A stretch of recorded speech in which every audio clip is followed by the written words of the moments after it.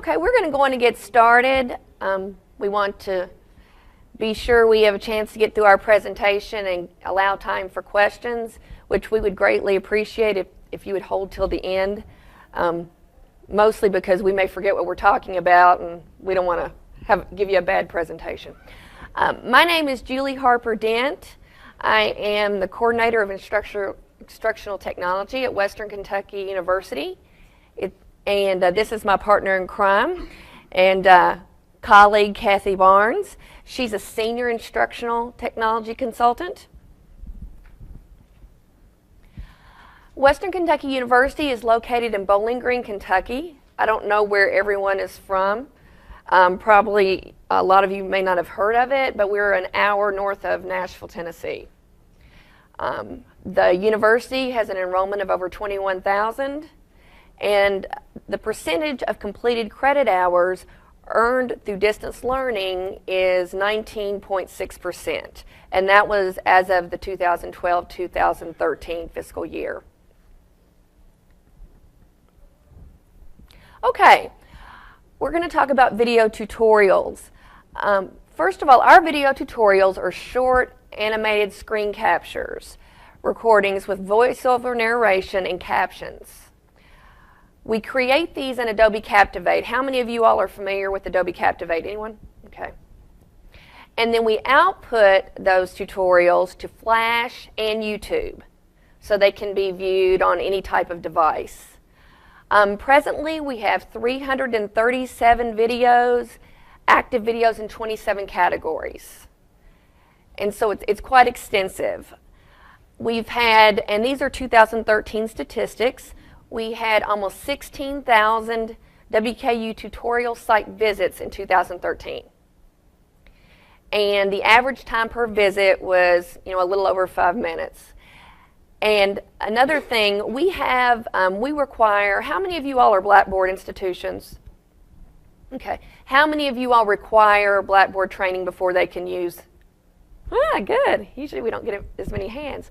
Well, we also require Blackboard training before they're allowed to have the tools. And back in, what was it, Kathy? 2008, we developed an online Blackboard training course. And now, because of the shift from face-to-face to online, 97% of the users take our Blackboard training via the online or the self-service method. So that's the type of impact that it's had on our training.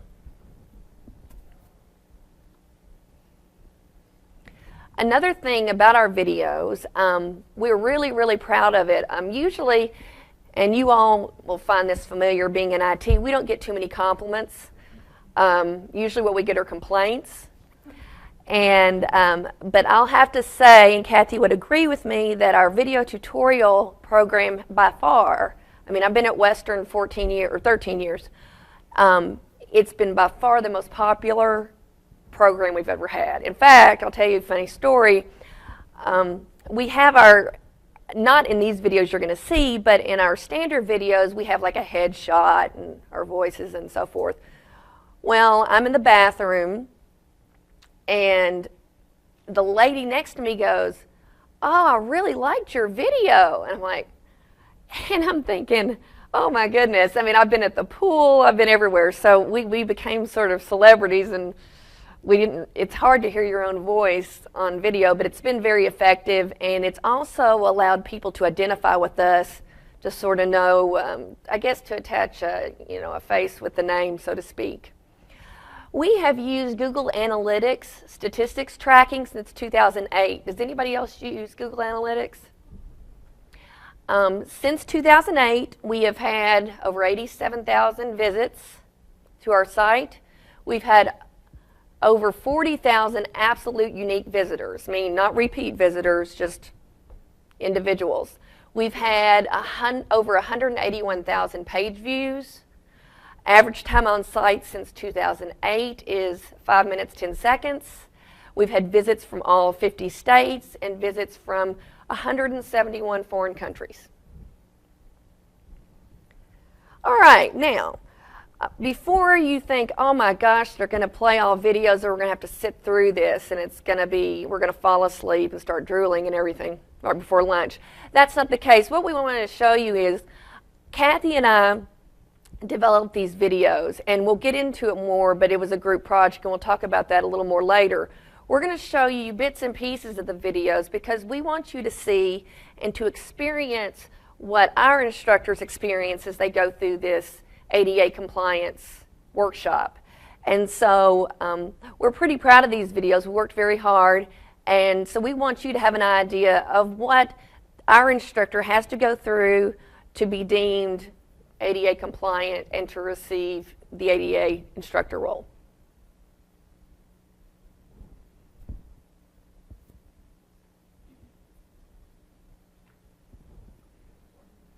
Or not.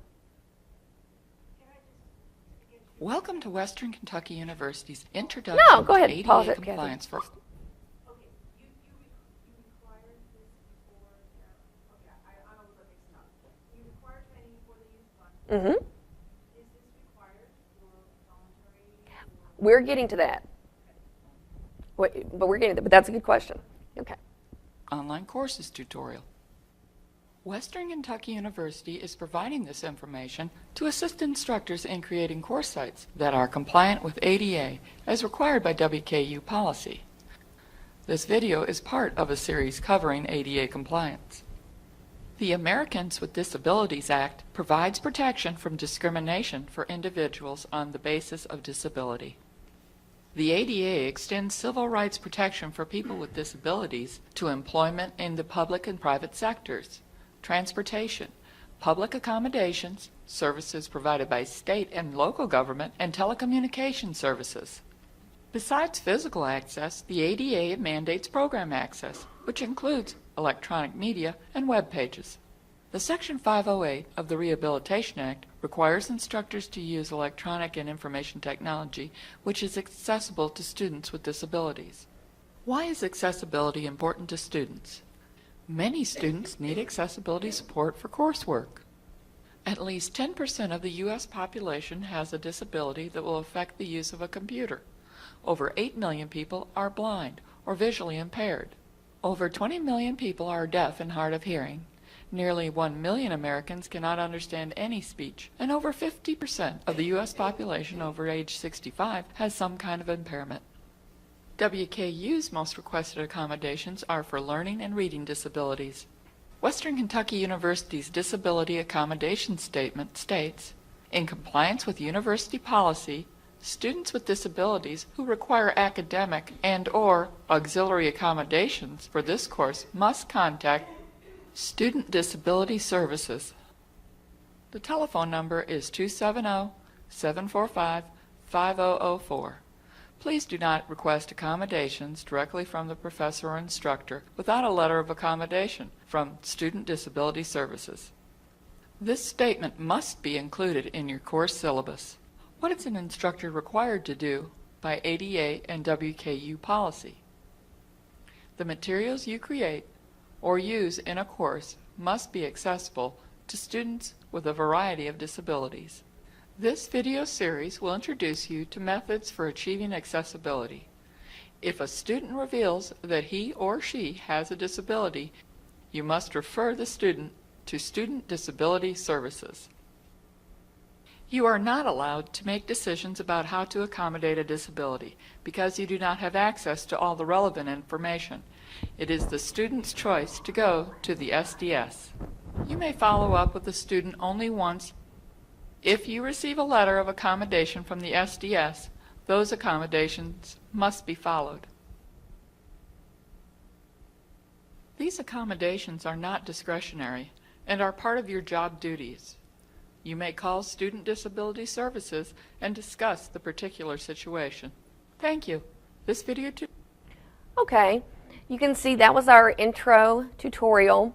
Now this is very important. As we mentioned a few minutes ago, this was a collaborative effort. Even though Kathy and I did prepare the video tutorials, there were many offices that contributed the content and the review process. And for example, what we did on each video, this is actually an interactive links. So basically, you could click on any of those links and get to their website. So we put that on each of our videos.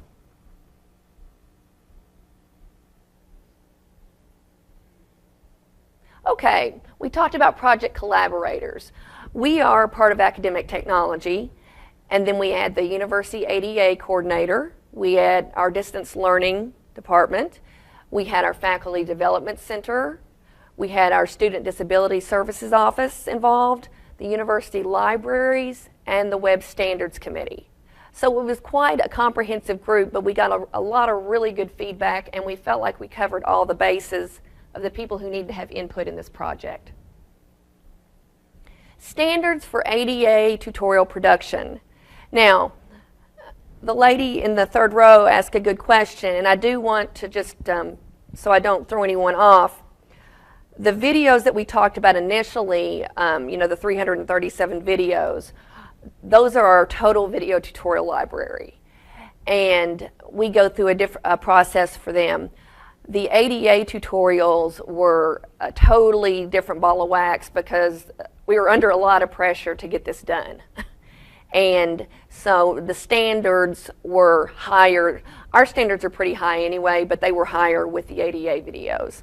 For example, all of our tutorials started with detailed scripts.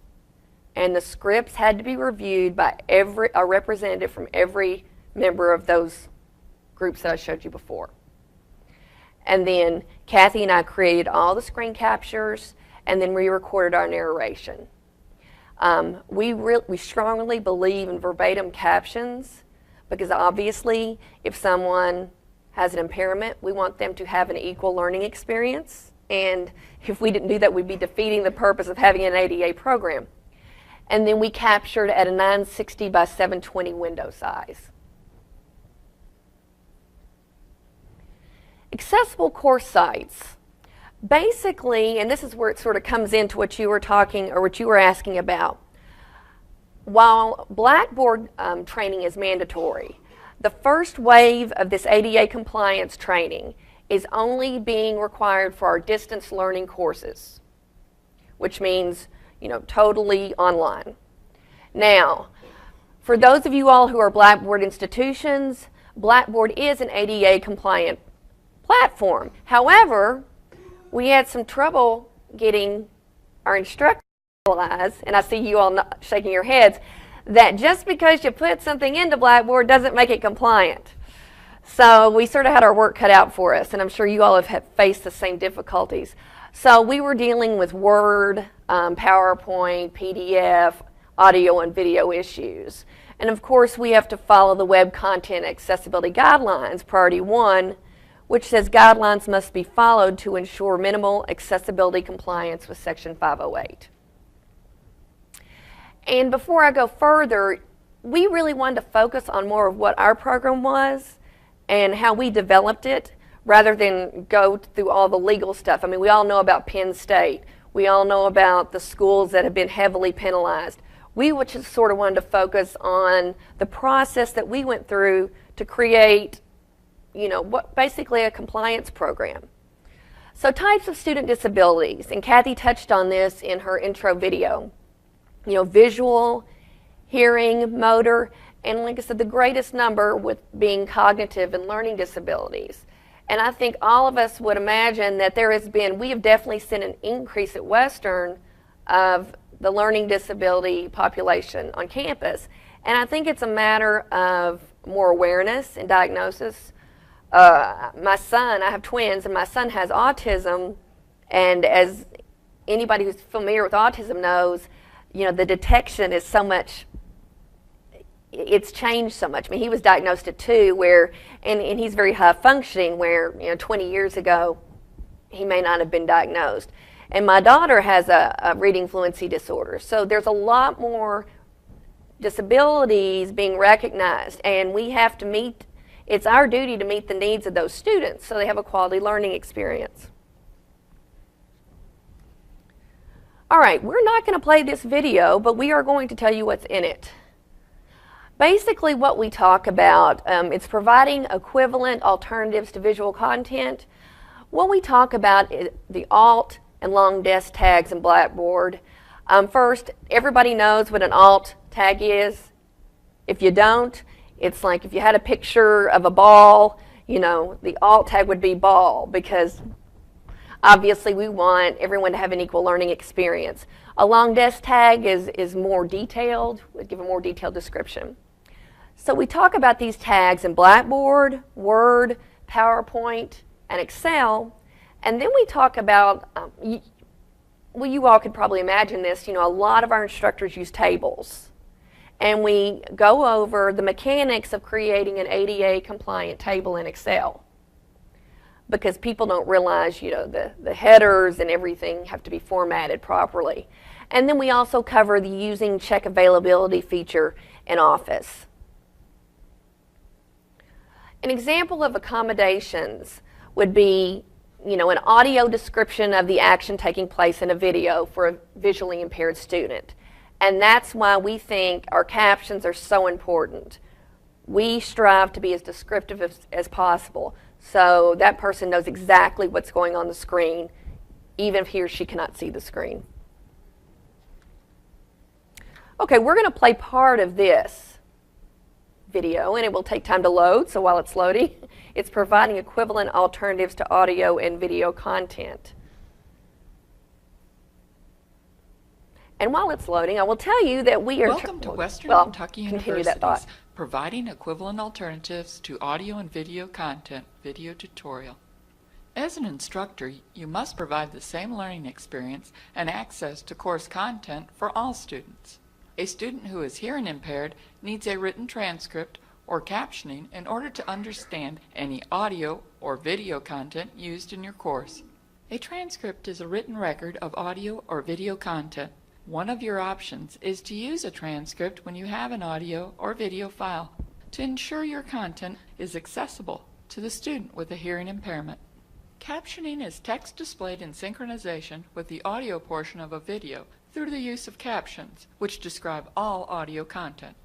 Captioning is another option when providing video course material to ensure accessibility to the student with a hearing impairment. A student with a visual impairment may also make use of video file transcripts. Be sure to provide any information presented visually, including content contained in graphs, charts, title slides, etc., in your transcript. Please include any actions that convey information in your transcript, such as a demonstration.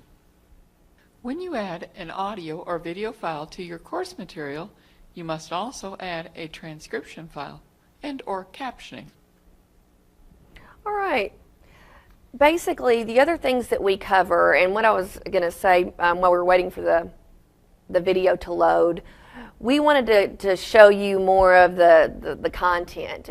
We didn't want you to sit through and see all the mechanical stuff that we showed people how to do in the videos. But what we did in this video, Kathy goes through options for captioning. Does anyone use Tegrity? Okay.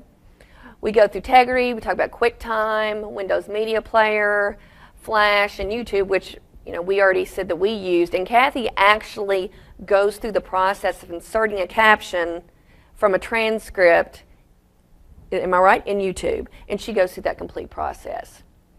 Another example of accommodations, and I'm sure everyone here has dealt with this, making certain that PDF formats are properly formatted. And they can be used in a screen reader.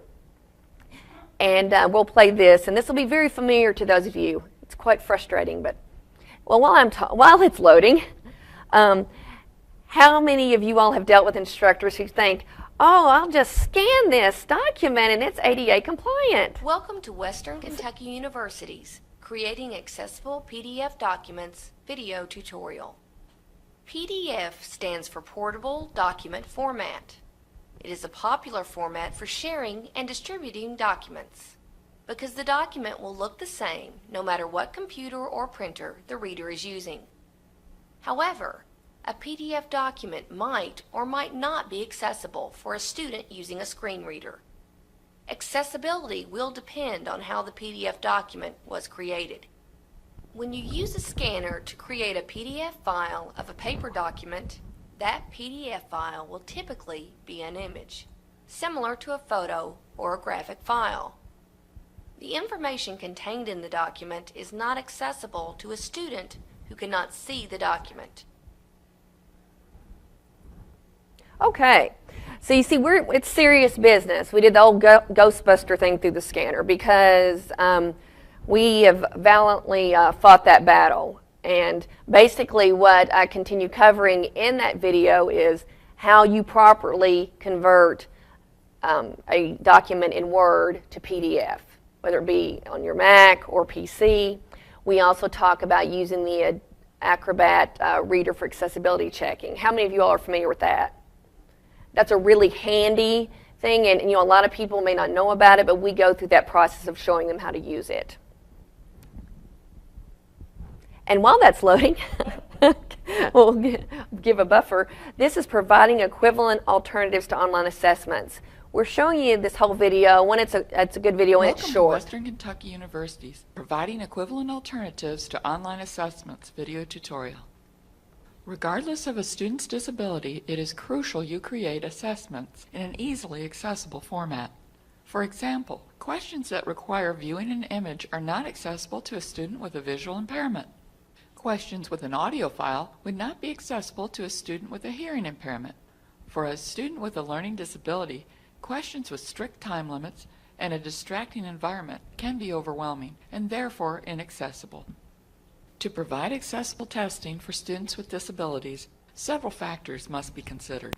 Avoid hotspot or image-based questions for the student who has a visual impairment or unable to use a mouse. Instructors should use test questions accessible with assistive technology, which is any product or service that is used to increase, maintain, or improve functional abilities of students with a vision impairment, such as screen readers, screen magnification, scanners, adaptive keyboards, portable note takers, closed-circuit televisions, or augmentative communication devices. Provide alternative text to audio-based questions for the student with a hearing impairment. The student may need access to listening passages multiple times. You should provide a written transcript in addition to or instead of a listening section. If practical, omit the audio file from the assessment. Extend time limits for assessments if you are instructed to do so in a letter of accommodation from Student Disability Services. Permit the student to move from sitting position as needed. Also, alternative testing accommodations may be necessary, such as providing a less distractive testing environment. Thank you.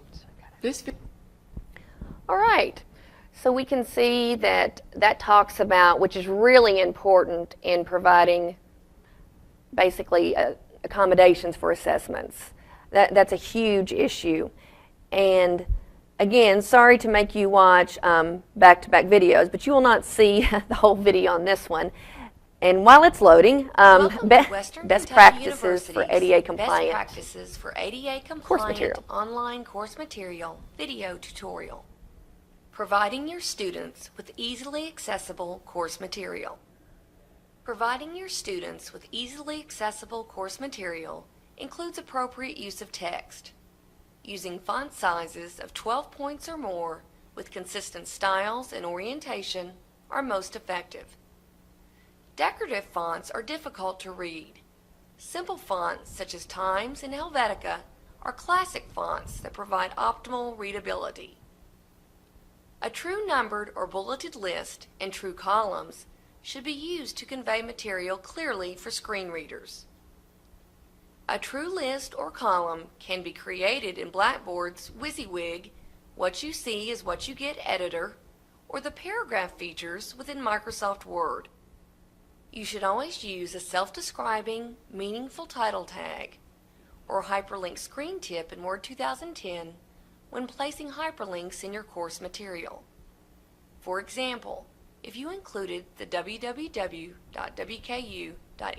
hyperlink, the appropriate hyperlink screen tip would be Western Kentucky University website.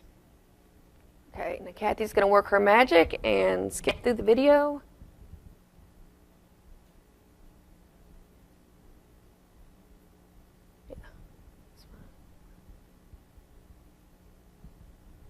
Contrast for maximum visual impact.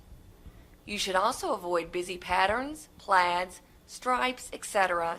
that will distract the viewer from focusing on your course content. For easy access to course material, only use animation or motion when necessary.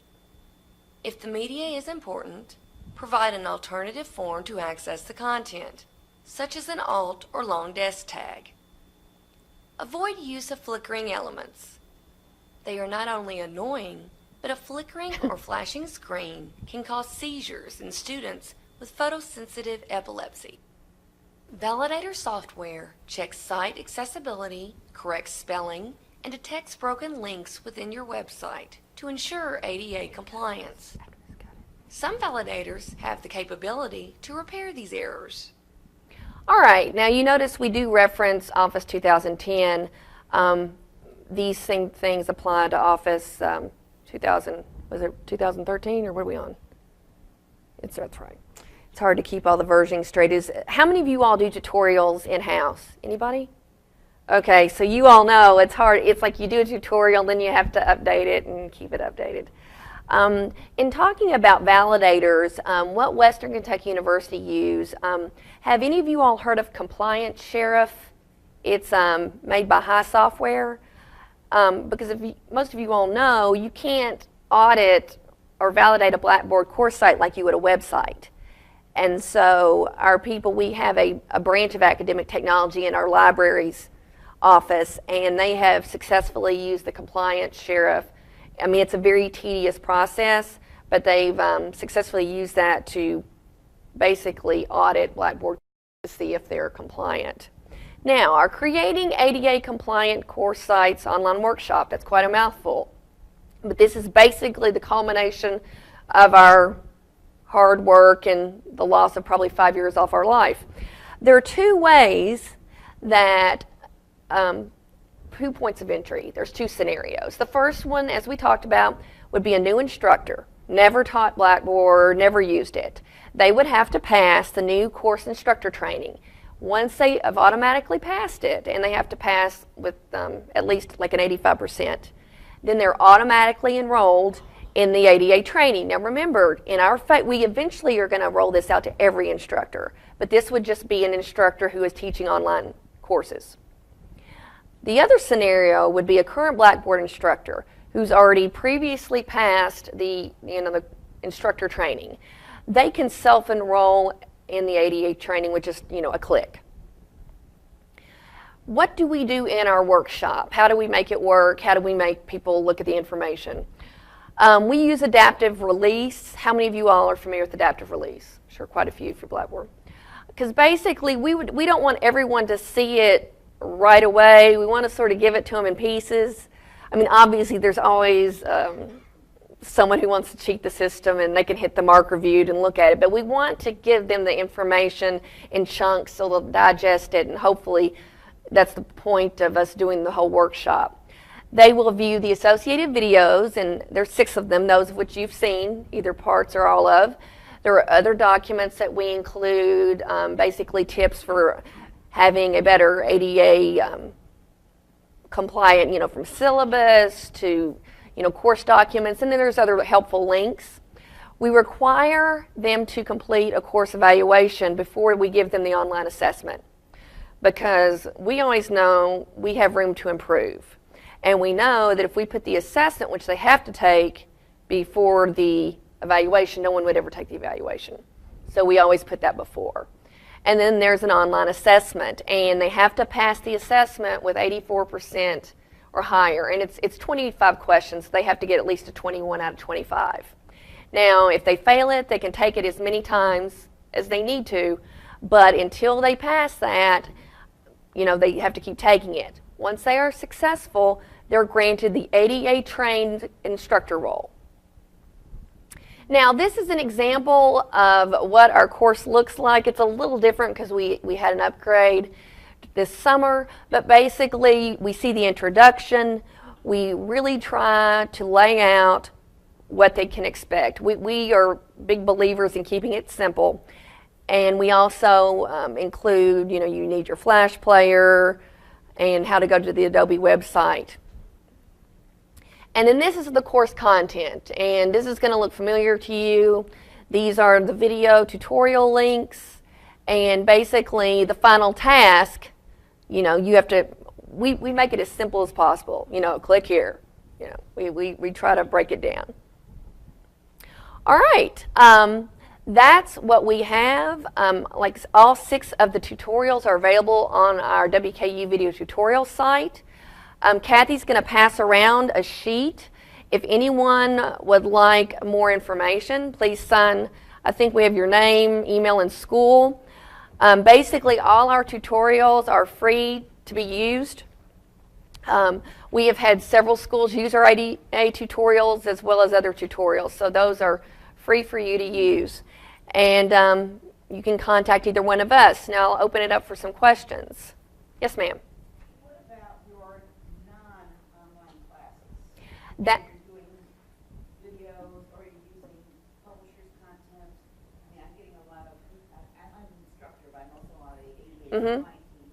And we're told that we need to be doing this and that. If we're putting anything out, we use Moodle. If we're putting anything out there, we need to make sure that it's ADA. Right, and that's an excellent point. Basically, that's our next hurdle. Right now, our first phase are the online, but yeah, it's a big, exactly. So, yes, ma'am. Wondering how you balance the sort of, do you get pushback from the pedagogical folks that are like, well, video is like best thing since sliced bread, and like we need to have lots of video, but faculty maybe can't find time to caption. Are there other, is there support for faculty who may need to caption a whole bunch, or like, what do you do about that? That's a good question. For the online instructors, there's basically an office where all these people do are captions or transcript. So the faculty don't have to do the transcript. If they're online, now, like the lady, That's huge. And who pays for that? yeah, the, distance learning. I have some captioning that I can send. Yes. Distance learning. At Western, if you're at Western very long, you're quickly going to learn that distance learning has all the money. And because they're revenue generating, and they basically pay, I'm trying to think how many students. It's like 15 students that do nothing but type. Do you plan, do you think that will be the same model when you incorporate more of the on-campus? Well, it's interesting you say that because we're in the process of an RFP. We're reevaluating our lecture capture software. So, and you know, right now we use Tegrity, but we're looking at like Echo 360, Panopto, and gee, what is the other one? I can't think of the other one, but there's another, it's not Medius, I can't remember, but there's a 4th one. And because we need a way to, like you said, we don't have the money to do captions for all of our instructors on campus. So we're hoping that the solution is something that, because you know there's third-party captioning, but it's extremely expensive. I'm sure you've researched and found out. So we're hoping in this lecture capture RFP process that we're going to be able to get some insights into what maybe some tools that we can use as we branch this out. Yes, sir. So, you had mentioned, I think it's a great idea to have PDFs available for screen readers. So what do you do about book chapters? If a professor wants to copy a chapter for That's a good question. And like I said, the lady in the back talked about, you know, copyright and stuff, and obviously, we're not copyright experts. Gosh, I didn't mean to do that, sorry. And that's a really good question. We haven't had to deal with that, but I know it happens all the time. And I also know that, I'll be honest with you, the chances of someone scanning a chapter and taking the time to use, you know, OCR scanning and doing all the words are pretty slim. So, you know, that's an area where we're just going to have to come up with different solutions. I mean, but you're right. That's definitely an area where there are cracks. I mean, we have tried to cover a lot, but as you know, there's always things that we can work on. Yes, sir. Sort of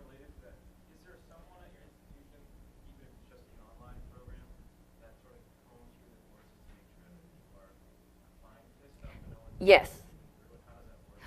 Basically, there is a young lady that works in our library's office named Shadna Atz, and it's sort of, she doesn't do all the courses. It's sort of, a random sample. And what she does is she runs those courses through and then would report back to the faculty or the person who taught the course. An audit, yeah. Through the compliance sheriff. Mm-hmm. Right now, that's our phase 1. Like I said, we're not giving up on this. It's just, we just were, I want to say, either too scared or smart enough to know that we couldn't tackle all of our courses at one time and do a good job. Yes, ma'am. Do you, in your assessment, do you have faculty members actually create a compliant document to see whether, like I can view a tutorial, and just because I know that what I created is not accessible doesn't mean that I now know how to create it. Even with the help of Sure. No, I know exactly what you mean. in the course, which allows them to say, here's the document, now make it accessible and upload it, and then make sure they're understanding. Right. We do not do that, and I'll tell you what we've run into. When Kathy and I were doing assessments and other online workshops, because we have quite a few in Blackboard, how many of you are familiar with like the hotspot questions? They are great, and you can do so much with them, but they're not ADA compliant. And so we pretty much, I agree that that's the ideal thing, because you can see something on video and some people can follow it fine and other people need some more hands-on. But no, we don't. We had to totally abandon hotspot questions. But what we can do is we do give people the opportunity to come in. We do have a small, a place for people to come in and we can work with them one-on-one.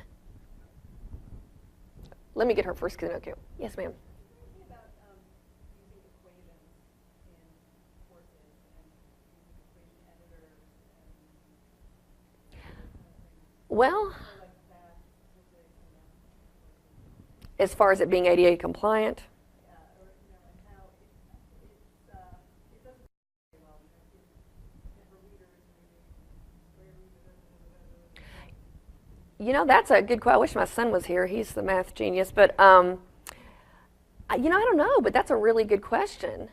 Because we haven't actually, that's something we could check out, because they actually hired in the library's office a blind student to run the screen reader. And so that's something we definitely, because in math or any of the sciences there would be equations. So no, we haven't had experience, but it's something we definitely need to check out. Yes, ma'am.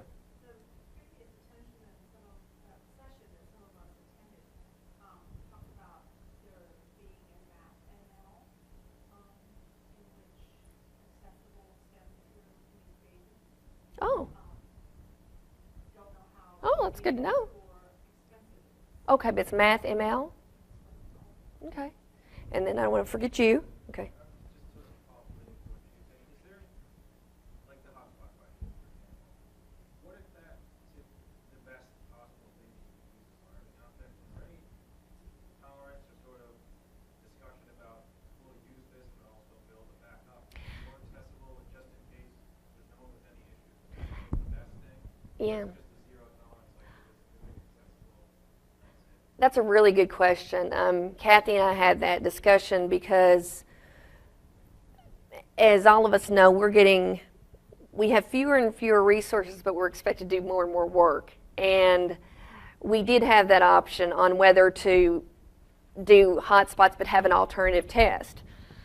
But what we found is we're doing so many tutorials and so many courses that I agree with you. In a lot of cases, the hotspot by far is the best question, but we never know whether we're going to run up on somebody with a disability. So I guess we've taken, if you want to say, the easier path. But I agree with you. I mean, we could, if we wanted to invest the time, and not like we're just sitting around eating bonbons, but we have, a lot of stuff going on, as you all do too. But we could have a hotspot and have an alternative test. So our hands aren't totally tied, and we're not ruling that out right now. But at this stage in the game, we're just trying to get it off the ground. But that's certainly a good question. Okay. I was going to say that one of the biggest pushbacks we get from faculty when we try to teach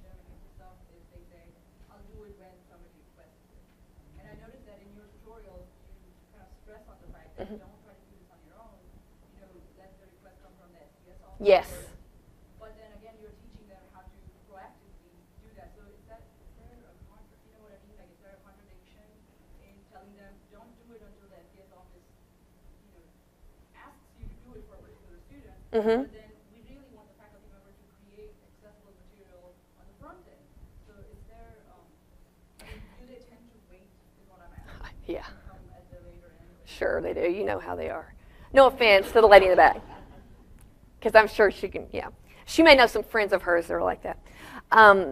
Most people, you're right, the request in the syllabus is more of a reactionary approach. We have to leave that in there because, well, that's part of our mandate, right, part of our policy. But what we're trying to do is, with this initiative, we're trying to be proactive. So it's sort of like we have the reactive here, and we eventually hope, that the reactive meets the proactive, but there's still a gap. But yeah, I mean, faculty, especially our face-to-face people that don't teach online, it will be quite a challenge, and they definitely will wait to the last minute. And maybe one way to look at it too is that it's good for all students, Yes. It's not like, it just benefits all your students, and so that's kind of the approach that we took was, as I get that pushback too, I'm doing all this for one student, and I'm like, no, you're doing all this for 100 students. Yeah, that's a good point. And then there's also the line, it's the law. Yeah, right. I like to push that one into Yeah. absolutely. Yeah, no, I don't either, but sometimes you just have to Yeah. say it's the law. You do. Because you're right, people sometimes get that mentality, it's just one kid, but that's so short-sighted, because ultimately we want the best learning experience. And what we found is when you really try to make those compliant and you really follow those guidelines, you're making it better for all your students, regardless of if they have any type of disability or not. So that's an excellent point. Oh, sorry. Okay. Question that in one of your slides you indicated that after the instructors pass the assessment through training, they're granted ADA trained instructors. Mm-hmm. Is that a Blackboard? Yes. And if so, how is that different from the regular instructor? Okay. Kathy, you want to explain that one? Well, basically, it's automated, so when you pass, you're granted the actual role in there. Otherwise, you can't use Blackboard. We don't allow the faculty tools. Yeah. It's automated. So it's really, they can't use that. Yes. It's sort of for our Phase 1 online instructors, it's sort of an add-on. Here it's sort of dangling the carrot. You got to do this, and then you'll get it. But yeah, that's a good question. Okay. That's okay. That's fine. Related to what you just asked, how long does it take, like, if you're building a brand new online class, and, says it's got to be ready in September, how long does it take to get a new instructor and an adjunct through this whole process? Oh, Working in Blackboard? that's a good question. Are we talking about, or just strictly the online, right? Just say an online. Okay. Our online Blackboard course, we say at the longest 2-3 hours. And then the ADA takes about 45 minutes to an hour. Mm-hmm. Yeah. Yes, ma'am. Do you have standards put in place for textbook adoptions and online multimedia materials for your faculty? No. It's a very good idea, but no, we don't. Any other questions? All right.